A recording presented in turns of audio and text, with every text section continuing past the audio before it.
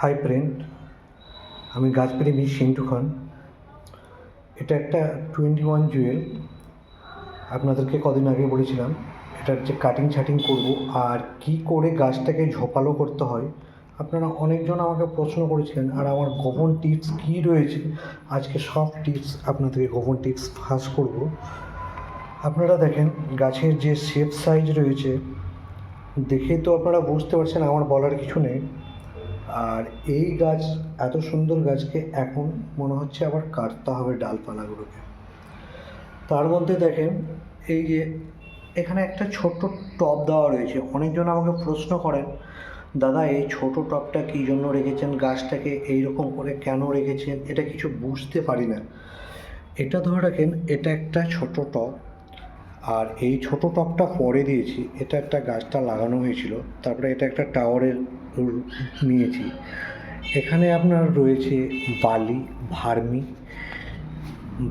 আর vermi আর হালকা করে আপনার কোকোপিট রয়েছে।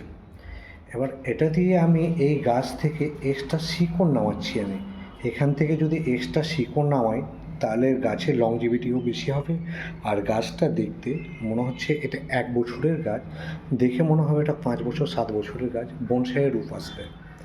তো ওই শিকড় নামাবার ভিডিওটা কদিন থেকেই বলছেন করব কিন্তু করতে পারছি না। যাক, ব্যস্ততার মাঝখানে আর কি, শীতের মাটিটা প্রস্তুতি করার জন্য। এবার আপনারা দেখেন এত সুন্দর ঝোপালো গাছ যদি আপনাদের বাগানে একটা থাকে তাহলে কার না ভালো লাগে, আর ভালো লাগতে বাধ্য। তার মধ্যে এর খাওয়ার কী কী দেবো সব কিছু আপনাদেরকে এখনই বলব। এই যে দেখেন এই ডালটাকে কাটলাম,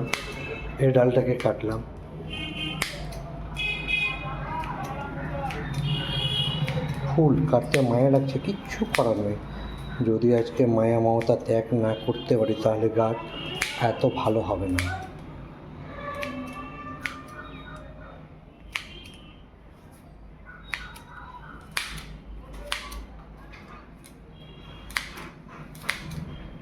তার মধ্যে গাছ এত সতেজ কীভাবে রাখতে হয় সেটা সব বলবো, আজকে বলেছি আপনাদেরকে সব বলবো। আর আমার গাছপ্রেমী সিন্টু খান নামে আমার যে একটা চ্যানেল রয়েছে, সেই ইউটিউব চ্যানেল রয়েছে, এটাকে একটু সাবস্ক্রাইব করবেন আর পাশে থাকুন। আর এই ভিডিওটাকে যত পারবেন শেয়ার করবেন, যাতে কি এই গোপন টিপসটা যাতে সবার কাছে পৌঁছে যেতে পারে, সবাই যেন এইরকমই ছাদ বাগান করতে পারে।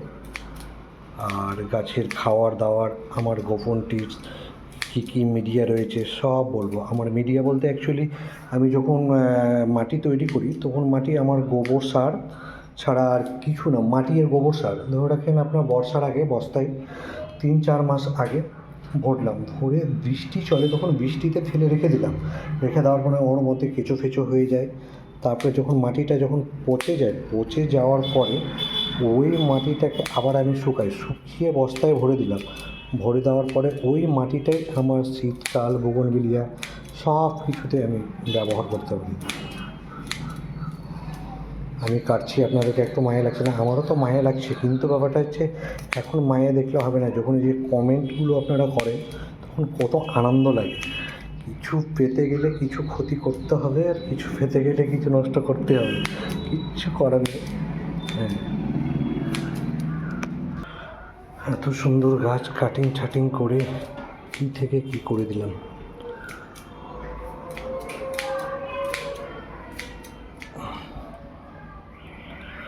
দেখেন এবার গাছের শেপটা কেমন এসেছে। এবার গাছের যে খাওয়ারটা দিব সেই খাওয়ারটা হচ্ছে আমার যেটা একটা মিক্স খাওয়ার আমি তৈরি করেছি আর কি, সেটা এর মধ্যে আপনাকে দেখাচ্ছি।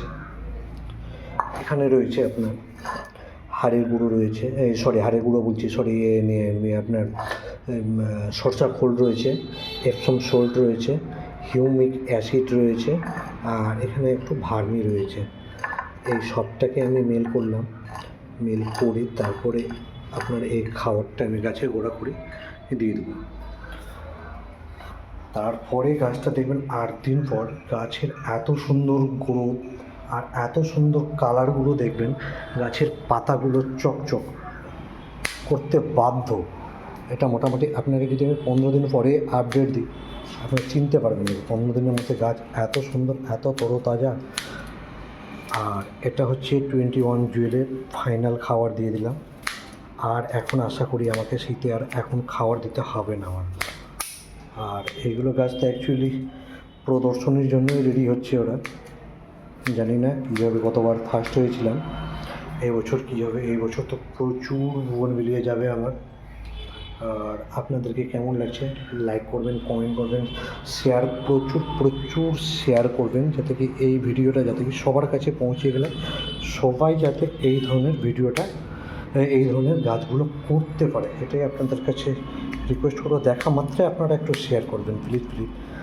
আর এইরকম যদি নতুন নতুন ভিডিও পেতে হয় তাহলে পাশে থাকবেন। আর ফেসবুকটাতেও আপনারা ফলো করবেন। ফ্রেন্ড রিকোয়েস্ট অলরেডি 5000 হয়ে গেছে, এখন অ্যাকসেপ্ট করতে পারছি না। দেখেন কেমন লাগছে, আপনারা তো বুঝতে পারেন গাছের শেপ একদম কাটিং ছাটিং করে মনে হচ্ছে একদম beauty cutting, hair beauty cutting একদম সুন্দর করে একদম করে দিলাম।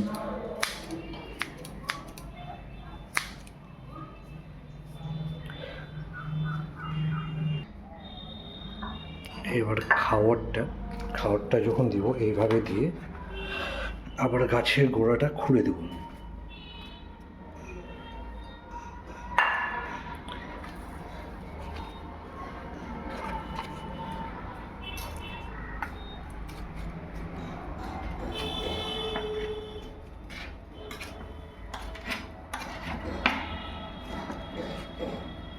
গাছ মনে হচ্ছে 15 দিন পর কথা বলবে এরকম হচ্ছে। আর গাছ করতে গেলে সব প্রথম হচ্ছে গাছের ভাষা বুঝতে হয়।